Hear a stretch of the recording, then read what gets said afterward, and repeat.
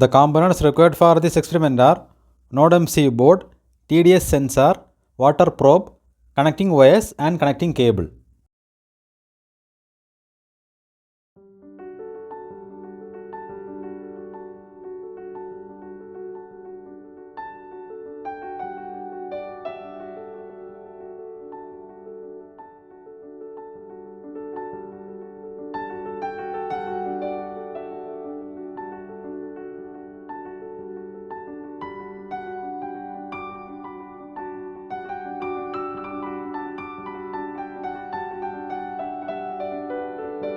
Now log into the Arduino IoT Cloud website.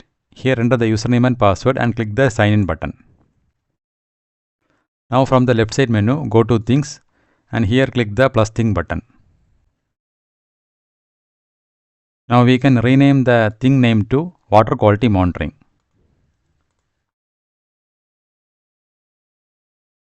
And click on the rename button. Now we need to add two variables. Click the add variable button and the first variable name is TDS and select the variable type as floating point number and click the add variable button. Again click add and second variable name is EC, which is electronic conductivity, and here also the variable type is floating point. Click add variable. Now click the select device button under associated device. Click setup new device button and then select third party device, and here we are using node MCU board, so select the type as ESP8266 and the model is node MCU 1.0. Click continue and here we can give any device name. Click next. Here copy this secret key, select this checkbox, click continue button and then click done. Now click the configure button under network and here enter the Wi-Fi username and password and paste the secret key which we copied and click save. Now go to Sketch. Here the basic template will be generated. Now connect the node MCU board to your laptop. Once you connect the board, this upload button will be enabled. So if it is not enabled, you need to install the Arduino Create Agent MSI. Now the basic template is generated. We need to write the program. I have already wrote the program and I will just copy paste the program. You can find the program link in the video description. Now click this upload button and upload the program to the node MCU board. Now the program is successfully uploaded to the node MCU board. Now go back to the main menu and here select dashboards.